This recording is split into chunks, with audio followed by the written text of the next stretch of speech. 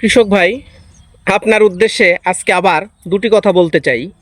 আমরা ফসল রোপণ বা বপনের আগে জমিন চাষ করে থাকি কেন? উদ্দেশ্য, আমার ফসলের বীজ থেকে অঙ্কুর গজাইতে সহায়তা করবে, আমি জমিনে সার দিয়ে মাটিটাকে মিশ্রণ করে দিব, এই মূলত উদ্দেশ্য। আগাছা দমন হবে ইত্যাদি উদ্দেশ্যে আমরা কিন্তু জমিন চাষ করি। চাষ করে আমরা ওইখানে ফসল বপন বা রোপণ যেটাই হোক আমরা করি। আজকে দেখেন, জমিন চাষবিহীন ফসল করতে পারি, কেন করব এটাও আপনাকে বলে যাব।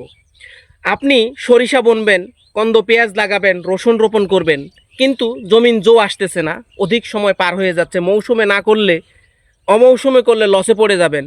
এখন আপনি কি করবেন? দেখেন, এই জমিনগুলো কিন্তু এখনো পর্যন্ত হালকা পানি দেখা যাচ্ছে। এই পানির কারণে কিন্তু এখনো আজ থেকে আরও মোটামুটি 10-15 দিন সময় লাগবে জমিটা জোয়ে আসতে চাষ করার জন্য। আপনি এখন কি করবেন? এই জমিতে আপনার সরিষা বোনার জন্য মনোনীত একটা জমি, তাহলে আপনি এখন কি করতে পারবেন? আমরা আবহাওয়ার সাথে আমার কৃষি বরাবরই সম্পৃক্ত থাকে। আবহাওয়া যদি আমার অনুকূলে থাকে, আমি খুবই মজা পাই ফসল করে। যদি আমার বিপক্ষে চলে যায় আবহাওয়া, আমি কিন্তু বেকায়দায় পড়ি। তাই বলবো, আপনি জমি চাষের অপেক্ষা থাকার দরকার নেই। দেখেন, আপনার দরকার ছিল জমিনে সার দেওয়া, আমি সার দিয়ে দিয়েছি। এখন দেখেন, এই যে বীজ বপন করে দিয়েছি সরিষা, এই সরিষাটা এখন আমি এখানে বপন করে দিলাম।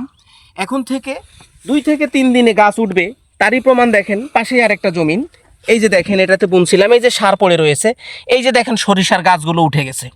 এখানে আমার কোনো রকম সমস্যা হয় নাই। এবং আরও একটা মজার বিষয়, আপনার এই জমিতে কখনো সেচের ব্যবস্থা করতে হবে না, কারণ সরিষা ফুল আসার আগ মুহূর্তে একটা সেচ দেওয়া লাগলেও লাগতে পারে, কিন্তু এই জমিন সরিষার ফুল আসা পর্যন্ত জমিনের রস ধরে রাখবে এবং আপনার ফসল সেচবিহীন, নিড়ানিবিহীন, চাষবিহীন আপনি ফসল করতে পারবেন। তাই বলবো, প্রযুক্তির সাথে চলুন, বুদ্ধি খাটিয়ে ফসল করুন, লাভের অংশ আপনিও তুলুন।